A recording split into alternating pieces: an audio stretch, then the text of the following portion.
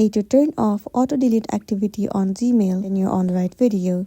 Today I'll be showing you the step-by-step process on how you can easily turn off auto-delete activity on Gmail. First thing first, move into your application Gmail.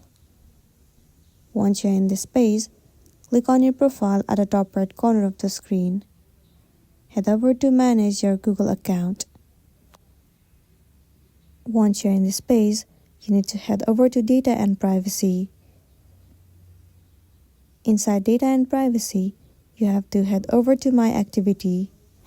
Now simply move into web and app activity right over here. Once again tap on manage all web and app activity. In this page you can see the option of auto delete. Click on it.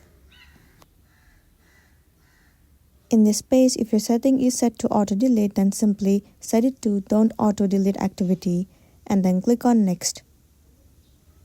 There you go, your auto delete activity has been turned off. You can turn it on or off anytime you want to. So that's the end of the video. If this video really helped you, give it a like and check out our next tutorial. Thank you.